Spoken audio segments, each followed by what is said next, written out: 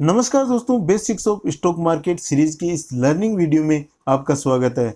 दोस्तों, basics of stock market series का ये 6th वीडियो है। तो इससे पहले वाले वीडियो अगर आपने नहीं देखे हैं तो उन वीडियो को जरूर देखें।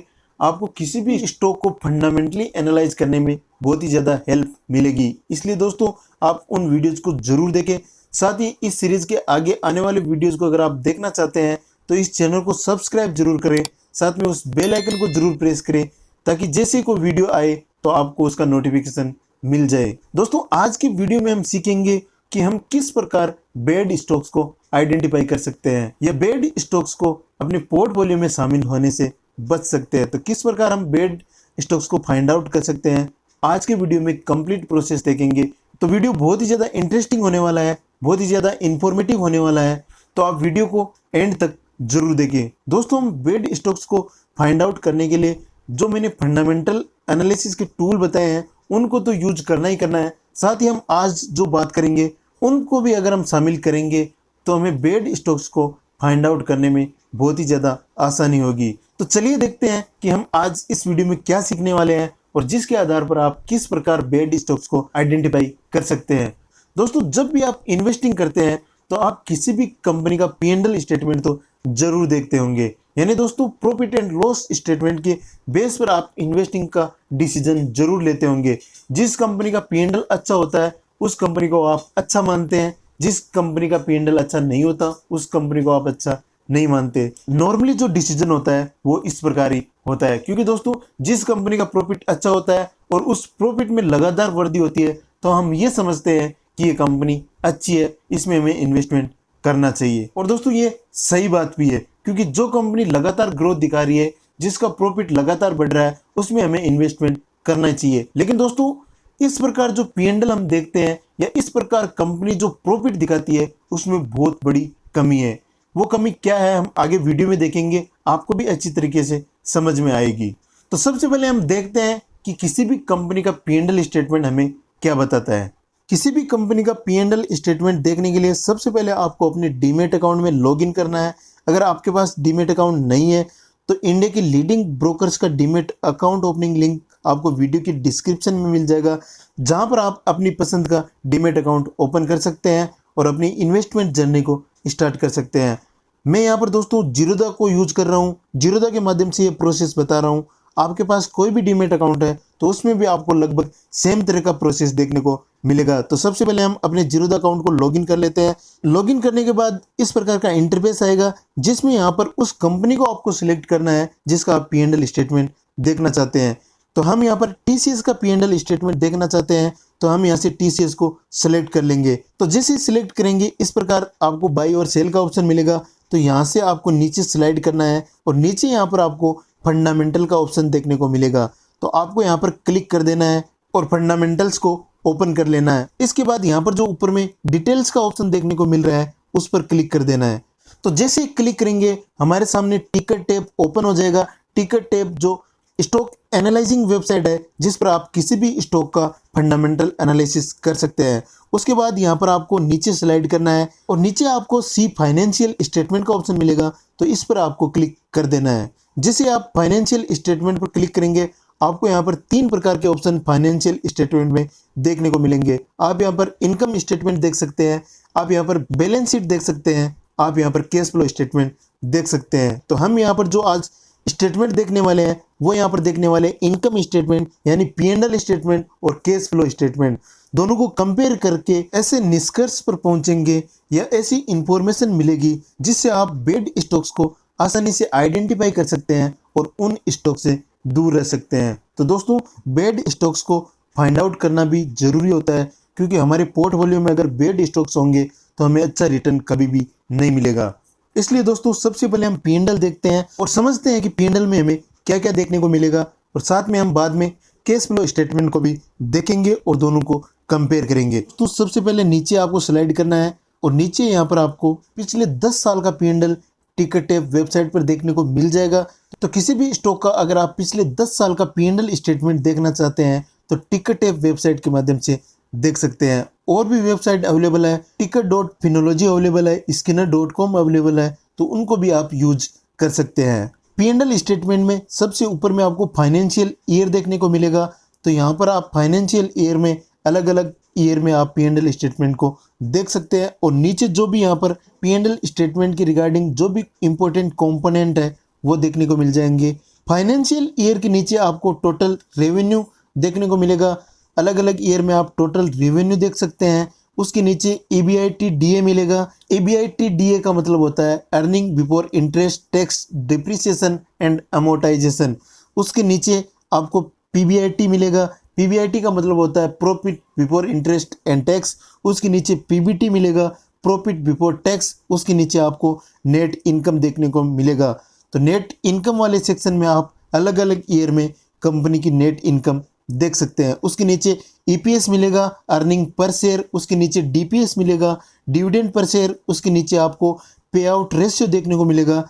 पे आउट रेशियो का मतलब होता है कंपनी ने किस रेशियो से डिविडेंड शेयर होल्डर्स को दिया है। इस प्रकार दोस्तों आपको P&L में अलग अलग अकाउंटिंग फिगर देखने को मिल जाएगी। हमें यहाँ पर सबसे ज़्यादा जो फोकस करना है वो करना है नेट इनकम पर। हमें कंपनी की नेट इनकम पर फोकस करना है और पिछले 5 साल की नेट इनकम का टोटल करना है और उसको 5 से डिवाइड करके एवरेज टोटल इनकम निकाल लेना है। एवरेज टोटल इनकम को आगे हम कैश फ्लो में एक फिगर देखेंगे, कैश फ्रॉम ऑपरेटिंग एक्टिविटी। वो फिगर भी हम 5 साल की लेंगे, उसको भी 5 से डिवाइड करके average cash from operating activity निकालेंगे और दोनों को कंपेयर करके देखेंगे। किस प्रकार आपको कंपेयर करना है वो हम कैश फ्लो स्टेटमेंट देखने के बाद बात करेंगे। तो सबसे पहले हम पिछले 5 ईयर की नेट इनकम लेते हैं। फाइनेंशियल ईयर 2018 में कंपनी की जो नेट इनकम है 25,826। उसके बाद फाइनेंशियल ईयर 2019 में नेट इनकम है 31,472। उसके बाद फाइनेंशियल ईयर 2020 में कंपनी की नेट इनकम है 32,340। उसके बाद फाइनेंशियल ईयर 2021 में कंपनी की नेट इनकम है 32,430। उसके बाद फाइनेंशियल ईयर 2022 में कंपनी की नेट इनकम है 38,327। इस प्रकार पिछले 5 ईयर की जो नेट इनकम है उसका आपको टोटल करना है। टोटल करके उसको 5 से डिवाइड करके एवरेज नेट इनकम निकाल लेनी है। एवरेज नेट इनकम को आगे हम कैश फ्लो स्टेटमेंट में कैश फ्रॉम ऑपरेटिंग एक्टिविटी देखेंगे, उससे आपको कंपेयर करना है। कंपेयर करने के बाद ही आपको पता चलेगा कि कौन से बेड स्टॉक्स है और कौन से अच्छे स्टॉक्स है। तो इसका हम अगर टोटल करेंगे तो हमारे पास जो फिगर आएगी वो आएगी 1,60,395 करोड़ रुपए। और उसको हम 5 से डिवाइड करेंगे तो हमारे पास जो फिगर आएगी, यानी जो हमारे पास एवरेज नेट प्रॉफिट या एवरेज नेट इनकम आएगी वो आएगी 32,079 करोड़ रुपए। इस प्रकार हमारे पास एवरेज नेट इनकम आ गई। अब हम चलते हैं कैश फ्लो स्टेटमेंट पर और देखते हैं हम कि कैश फ्लो में हमें कौन कौन सी अकाउंटिंग फिगर देखने को मिलती है। तो सबसे पहले हम कैश फ्लो स्टेटमेंट देखेंगे और उसके बाद हम दोनों स्टेटमेंट को कंपेयर करेंगे। कैश फ्लो स्टेटमेंट देखने के लिए सबसे पहले आपको कैश फ्लो पर क्लिक करना है। क्लिक करने के बाद यहाँ पर आपके सामने कैश फ्लो स्टेटमेंट ओपन हो जाएगा। इसमें भी आपको पिछले 10 साल के कैश फ्लो स्टेटमेंट देखने को मिल जाएंगे। तो सबसे ऊपर में आपको फाइनेंशियल ईयर देखने को मिलेगा और उसके नीचे यहाँ पर आपको अकाउंटिंग फिगर देखने को मिल जाएगी। हमें यहाँ पर कैश फ्लो फुल व्यू में देखना है तो नीचे यहाँ पर जो सी कॉन्स्टिट्यूएंट्स का ऑप्शन दिखाई दे रहा है उसको आपको क्लिक कर देना है। तो जैसे क्लिक करेंगे हमारे सामने कैश फ्लो फुल व्यू में ओपन हो जाएगा। इसमें यहाँ पर आपको नीचे कैश फ्रॉम ऑपरेटिंग एक्टिविटी देखने को मिलेगा, उसके नीचे कैश फ्रॉम फाइनेंसिंग एक्टिविटी देखने को मिलेगा। इन तीनों का अगर टोटल करेंगे तो नीचे यहाँ पर नेट चेंज इन कैश देखने को मिलेगा, उसके नीचे चेंज इन वर्किंग कैपिटल देखने को मिलेगा और उसके नीचे कैपिटल एक्सपेंडिचर्स देखने को मिलेगा और उसके नीचे कंपनी के पास जो फ्री कैश फंड अवेलेबल है वो देखने को मिलेगा। लेकिन दोस्तों हमें जो फोकस करना है वो करना है कैश फ्रॉम ऑपरेटिंग एक्टिविटी, यानी कंपनी जो ऑपरेटिंग एक्टिविटी से कैश ला रही है उस पर हमें फोकस करना है। तो कैश फ्रॉम ऑपरेटिंग एक्टिविटी की 5 ईयर की फिगर हमें देखनी है। तो हम फाइनेंशियल ईयर 2018 में अगर कैश फ्रॉम ऑपरेटिंग एक्टिविटी को देखें तो वो फिगर है हमारे पास 25,067 करोड़ रुपए। उसके बाद फाइनेंशियल ईयर 2019 में है 28,593 करोड़ रुपए। फाइनेंशियल ईयर 2020 में है 32,369 करोड़ रुपए। फाइनेंशियल ईयर 2021 में है 38,802 करोड़ रुपए। फाइनेंशियल ईयर 2022 में है 39,949 करोड़ रुपए। तो इन 5 ईयर की फिगर का हमें टोटल करना है। जब हम टोटल करेंगे तो हमारे पास जो फिगर आएगी वो आएगी 1,64,780 करोड़ रुपए। और इसे हमें डिवाइड करना है 5 से, क्योंकि हमें average cash from operating activity निकालनी है। जैसे हम 5 से डिवाइड करेंगे तो हमारे पास जो फिगर आएगी 32,556 करोड़ रुपए। और हमारे पास जो एवरेज नेट प्रॉफिट या एवरेज नेट इनकम की जो फिगर आ रही थी वो आ रही थी 32,079 करोड़ रुपए। तो इस प्रकार हम देखेंगे तो P&L स्टेटमेंट जो हमें दिखा रहा था वो कहीं ना कहीं कैश फ्लो स्टेटमेंट भी हमें दिखा रहा है। कैश फ्लो स्टेटमेंट में हमें उससे ज़्यादा फिगर देखने को मिल रही है। तो हम मान सकते हैं कि कंपनी ने जो P&L स्टेटमेंट में नेट इनकम दिखाई है वो सही दिखाई है। तो इस कंपनी पर हम रिलाई कर सकते हैं। लेकिन दोस्तों आपको इन दोनों फिगर में अगर 2 से 3% से भी ज़्यादा का डिफरेंस देखने को मिलता है तो हमें उन स्टॉक्स को आइडेंटिफाई कर लेना है, क्योंकि वो स्टॉक्स बेड स्टॉक्स की कैटेगरी में आते हैं। क्योंकि दोस्तों अगर P&L कुछ अलग दिखा रहा है, कैश फ्लो कुछ अलग दिखा रहा है, इसका मतलब ये है कि कंपनी में कुछ ना कुछ गड़बड़ी जरूर है।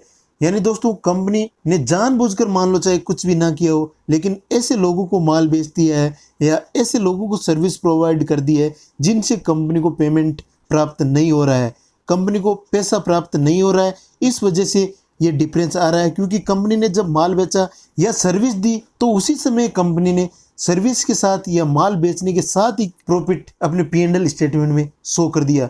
लेकिन बाद में पता चला कि कंपनी ने जो यहाँ पर P&L स्टेटमेंट में माल बेचा है उस पर जो प्रॉफिट दिखाया है वो एक्चुअल में उस कंपनी को प्राप्त ही नहीं हुआ है, वो बेड डेट्स में चला गया है या उन कस्टमर से कंपनी को पेमेंट प्राप्त नहीं हो रहा है। इसलिए दोस्तों हमें इन दोनों स्टेटमेंट को कंपेयर करना है और देखना है कि इन दोनों स्टेटमेंट में 2 से 3% से ज़्यादा डिफरेंस नहीं हो। अगर 2 से 3% से ज़्यादा डिफरेंस है तो मान लेना है कि वो स्टॉक्स बेड स्टॉक्स है और हमें उनमें इन्वेस्टमेंट नहीं करना है। इस प्रकार दोस्तों आप P&L स्टेटमेंट और कैश फ्लो स्टेटमेंट को कंपेयर करके फाइंड आउट कर सकते हैं कि कौन से बेड स्टॉक्स है और कौन से अच्छे स्टॉक्स है। हमें ओवरऑल यहाँ पर अच्छे स्टॉक्स में इन्वेस्टमेंट करना है तो हमें इतनी मेहनत तो करनी पड़ेगी, क्योंकि अगर हम मेहनत नहीं करेंगे तो हमारे पास अच्छे स्टॉक्स चलकर बिल्कुल भी नहीं आने वाले। हमें मेहनत करना पड़ेगा, हमें ये स्टेटमेंट देखना पड़ेगा, उसको कंपेयर